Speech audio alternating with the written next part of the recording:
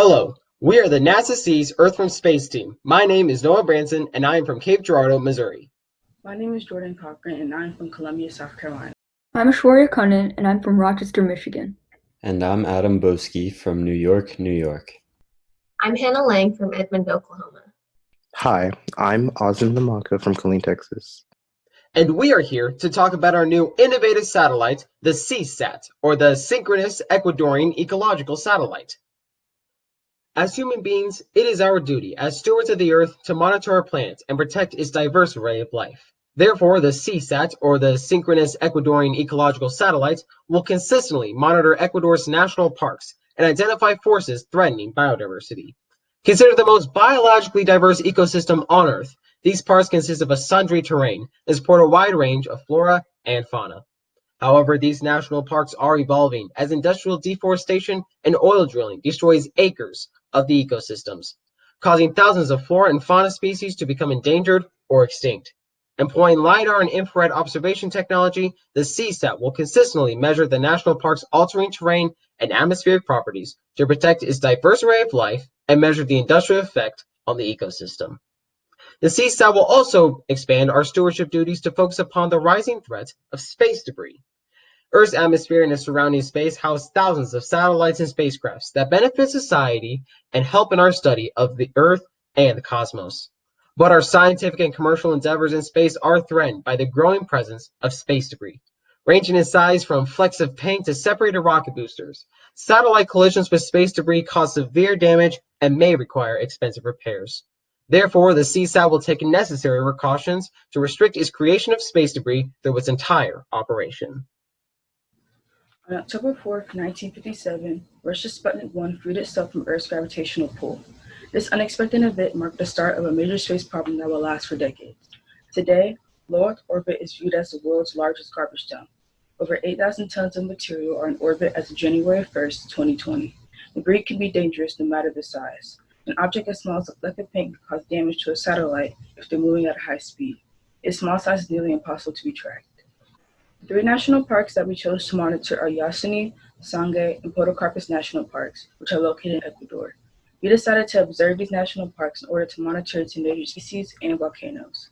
The most biologically diverse site on Earth is Yasuni National Park, which is made up of the Andes Mountains and the Amazon rainforest. Underneath its surface holds 800 million barrels of oil, resulting in a park becoming oil drilling. Sangay National Park is made up of glacial/volcanic ecosystems, cloud forests, the Amazon rainforest, wetlands, lakes, fragile moorlands, and highland grasslands. It is home to three volcanoes, but only two of them are active.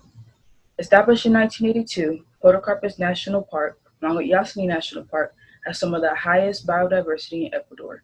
Here you will find four rare animals: the jaguar, the spectacled bear, the northern perdue, and the mountain tapir. Out of the park's 4,000 plant species, 40% of them are endemic. These are some of the species that are at risk in the national parks: the Amazonian manatee, the cerulean warbler, the Pavus stub-foot toad, and the spectacled bear are vulnerable, and the margay and the crested eagle are near threatened. As you can see in the first picture, there are oil pipes stationed along the Shiripuna River in Yasuni National Park. Oil drilling is a major threat to the park because oil could potentially leak into the water, which can also affect drinking water. In order to pull oil from the ground, trees and plants need to be cleared to make way for pipes, resulting in loss of habitat for animals and birds. The active volcanoes in Sangay National Park can affect the air quality in the local environment, creating a public health issue. The Yasuni volcano can cause irritation in the eye and respiratory tract. Deforestation and frontier expansion in Podocarpus National Park is taking place to clear the way for new road construction. This activity leads animals to survive without protection and a reliable food source. This is our Sea Satellite concept of operations. To begin, we will launch from the Space Launch Pad at the Kennedy Space Center. The rocket will enter LEO. LEO is lower Earth orbit. In our case, it is a circular orbit at 300 kilometers of altitude above the Earth's surface. Once in LEO, the rocket will make 9 revolutions around the lower Earth orbit, and on the 9th day of the crater crossing, the rocket will fire its lower stage to enter a home and transfer to GEO. GEO is geostationary orbit. This orbit is in the Earth's equatorial plane at an altitude where it orbits once per day and seems to hover above a fixed point over the equator.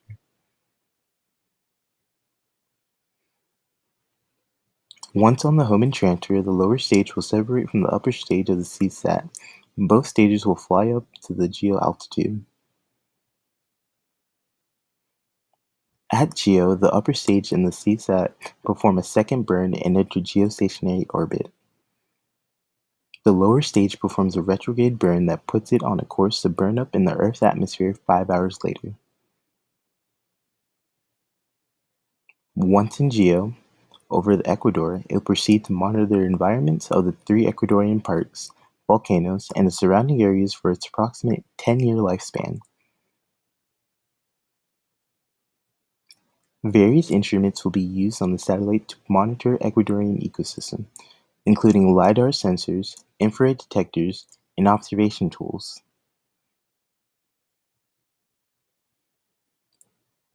The length of the mission will be determined by the amount of propellant expended in keeping the CSAT on station. A geostationary satellite will need propellant for a velocity change of about 45 meters per second per year for station keeping. Once the onboard propellant has reached the point where it's less than 15 meters per second worth of propellant remains, CSAT will cease observation and perform a 2-burn Hohmann transfer to an orbit that is about 300 kilometers above GEO. This orbit is called the GEO graveyard. This leaves a spot in GEO that the CSAT occupied available for another satellite. We have determined that placing the satellite, which is marked at the red dot, at 280 degrees east longitude, or 80 degrees west of the prime meridian, will be the optimal position to observe and protect these important ecological wonders. Placing the CSAT in GEO, about 35,000 kilometers above the surface of the Earth, gives us a value of 1.63 for the half angle of the conic field of view. Therefore, geometric calculations show us that the circular field of view of CSAT will have a radius of around 1,000 kilometers. CSAT will launch from Kennedy Space Center, which is located at approximately 275 east longitude, or 85 degrees west of the prime meridian. After about 35 minutes following the launch, CSAT will cross the equator for the first time. To get our satellite placed in the proper orbit, we will need to perform 2 burns. The first burn will take place at low Earth orbit, or LEO, 12.7 hours after launch, following 9 full orbital revolutions. The second burn will occur at GEO at 280.5 degrees east, 17.9 hours after launch. Therefore, the total mission elapsed time, or MET, is 1,075.7 minutes, or 17.9 hours, to place CSAT in our desired position. To achieve our goal of placing the CSAT in GEO over Ecuador, we must perform orbit transfers to follow the previously described ground tracks. We will do this using Hohmann transfers, as they will be the most efficient form of orbit transfer for our purposes. So first, after the satellite completes its 9 revolutions around the Earth, it performs its first burn, achieving a 2.2 degree plane change from the launch plane, which is located at 28.5 degrees, to the Hohmann transfer plane at 26.3 degrees. The satellite and the rocket follow the Hohmann transfer ellipse to GEO, where the second burn occurs, allowing the satellite to maintain its altitude in GEO. This burn initiates a 26.3 degree plane change to the equatorial plane at 0 degrees. However, to eliminate our contributions to the growing masses of orbital debris surrounding Earth, we will redirect the spent stage of our rocket down to the lower half of the Hohmann transfer ellipse, sending it back to burn up in Earth's atmosphere. In addition, at our satellite's end of life, it will use the remaining fuel to perform a final burn, a Hohmann transfer from GEO to the GEO graveyard orbit, out of the way of functioning satellites, and open for future space entrepreneurs to recycle valuable resources. As Ashwarya mentioned, the first Hohmann transfer from LEO to GEO includes a change of planes. This is depicted in the image on the left. The picture includes a plane in between LEO and GEO on which the satellite will orbit during its transition between the two. Now, looking at the picture on the right, we will see the location of each burn along the trajectory. Burns are significant because they cause a delta V, a term used in orbital mechanics to describe the change in velocity. Our first burn and delta V occurs at point 1, which allows the satellite to reach the altitude of geostationary orbit. Then burn 2 is a prograde burn that allows the satellite to remain in GEO. Burn 3 is just for the lower stage of our rocket, and it is a retrograde burn used to get the stage within 100 kilometers of Earth's surface, thus allowing the stage to burn up in the atmosphere. Although it is difficult to see, there's a slightly smaller ellipse that shows the path that the lower stage takes back down to Earth. Burns 4 and 5 are not necessarily in their marked locations, but rather in arbitrary points opposite each other along GEO. They are burns that make up the Hohmann transfer of the satellite at the end of its life, putting the satellite in the GEO graveyard so its materials can be harvested in the future. Although once again difficult to see, the GEO graveyard orbit is the largest concentric circle and is a place that we can put the satellite at the end of its life without contributing to the burgeoning issue of space debris. It is relatively close to GEO orbit, and its radius is only 300 kilometers larger than GEO's. Here we have the quantities of each delta V. The LEO to GEO Hohmann transfer has a delta V of 4,231.36 meters per second. The lower stage atmospheric burnup is 21.01 meters per second, and the GEO to GEO graveyard Hohmann transfer is 10.89 meters per second. Notice that the two Hohmann transfers are composed of a pair of burns of different magnitudes. Furthermore, the LEO to GEO Hohmann transfer has the plane change divided into a 2.2 and then a 26.3 degree change, respectively. These angles were chosen purposefully in order to minimize the delta V and thus maximize our mission's fuel efficiency. The CSAT will be launched from a Falcon 9 rocket manufactured by SpaceX from the Kennedy Space Center in Florida.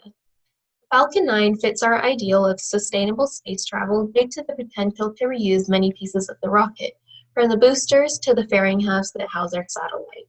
Also, the Falcon 9 is a much more cost-effective option when compared to other rockets, especially as the cost to launch decreases when reusing recycled parts. The diagram that I've drawn on the right shows the stages of the Falcon 9 trajectory. The actual rocket itself will be fueled by liquid oxygen and rocket-grade kerosene, while the propellants for Burn 1 and Burn 2 will be a solid fuel. However, the fuel for the station keeping while the satellite is in orbit and for the burn to get to the GEO graveyard at its end of life will need to be stored for the long term, as our mission could last anywhere upwards of 10 years. So we'll use either a storable hypergolic propulsion system, meaning that two components spontaneously without a spark, or we'll use a low thrust ion system. You can also see in the diagram that the satellite will be located in the fairing at the tip of the rocket. And while the payload to low Earth orbit on a Falcon 9 is over 22,000 kilograms, our satellite will only be 1,575 kilograms. This mass includes the total capacity for all of the instrumentation on board the satellite. The total mass of 10,200 kilograms should be noted that it comes directly from SpaceX's Falcon user guide. Because the CSAT will be consistently monitoring gradual changes in the Ecuadorian ecosystem, the satellite will require a wide range of instrumentation. As the main threat to the park's ecosystem is industrial deforestation and oil drilling, the satellite will be measuring the topography of the area consistently using LiDAR technology. LiDAR, or light detection and ranging, is a remote sensing system in which a light pulse is transmitted to the Earth's surface as a timer measures the time for the pulse to collide with the surface and reflect back to the receiving telescope. With these times, the LiDAR tool creates accurate 3D models of the topography of the examined area. One example of satellite LiDAR technology is the ISAT-2 satellite, which employs the Atlas remote sensing detector to accurately measure changes in Earth's ice caps. The same principle will be applied to the Ecuadorian national parks, as the CSAT will consistently measure the topography of the forests, volcanoes, wetlands, mountains, and terrain of the parks. Scientists will then observe the images and note key changes in the topography due to erosion, industrial intervention, or natural disaster. The Sea satellite will also utilize infrared detectors to measure the national park's surface temperatures, water vapor levels, and cloud properties.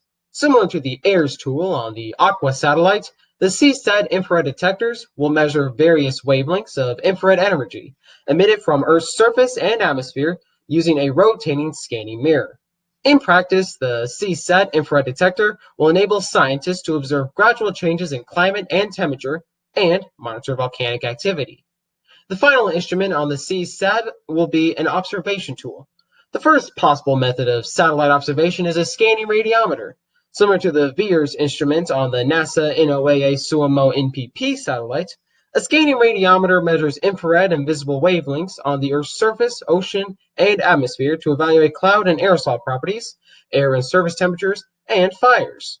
The second method of satellite observation is a simple camera mechanism, such as the Earth Polychromatic Imaging Camera, or EPIC, used on the Discover satellite. By taking multiple photographs and measuring various wavelengths, observation cameras create a detailed image of the Earth and can determine cloud movements, weather patterns, changing terrain, and vegetation properties. In addition to having a consistent view of the national parks, observation tools will note gradual changes in topography and climate, prevent the spread of wildfires, monitor volcanic activity, and forecast weather. To recap the main highlights of our mission, it is truly a unique mission due to its efficient logistics, innovative goals, and international benefit. From the launch site to the choice of rocket, the design of this mission has been responsibly cost-effective for our goal. In addition, the mission has been designed with an environmental conscience, prioritizing the protection of some of Earth's most diverse ecosystems from industrial effects on the environment, as well as reducing our contributions to dangerous space debris to help protect our beautiful planet. So we're now going to move on to a little bit of an overview of the SEAS program. Many of the challenges that we faced during this internship surrounded the difficulties that come with working as a team remotely, as I'm sure many other people are also facing right now. From finding reliable information online to struggling with our Zoom bandwidth, we had to figure out how to come together as a team while being across the country. However, we're still incredibly grateful that we got to have this opportunity to be involved with a program that had so many highlights. Through the SEAS internship, we were given a vast array of resources that allowed us to guide ourselves through this project with the help of our mentor, Dr. Fowler. While gaining exposure to new areas of STEM, we were also able to work with a really wonderful team. SEAS has shown me what it's like to be an aerospace engineer at NASA and how challenging it can be. SEAS has given me the opportunity to use the tools and practices of aerospace engineers while bettering my skills as a team member and a scientific thinker. SEAS has opened my eyes to the application, demonstration, and interpretation of aerospace engineering. SEAS confirmed my interest in aerospace engineering, which I would like to pursue in college. SEAS has given me a temporary glimpse into the daily operations and programs offered in an aerospace career. SEAS has further improved my confidence in my abilities in STEM and aerospace engineering and has confirmed the direction in which I would like to continue my studies and my career.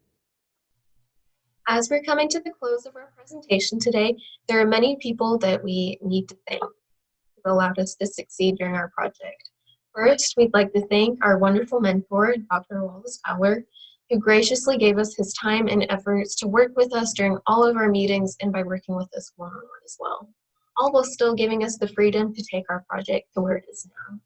We would also like to thank the SEAS administration for continuing this program during the pandemic so that we could not only stay safe, but still enjoy the opportunities that came with this internship. Throughout this program, we also had a series of guest speakers that we would like to thank who shared their time and expertise with us via Zoom. Lastly, thank you to NASA, the University of Texas at Austin Center for Space Research, and the Texas Space Grant Consortium for putting on such a great program that allows high schoolers like ourselves to explore their interests in earth science. Thank you as well to all who have attended our presentations today, and we're now going to open up the rest of our time for any questions.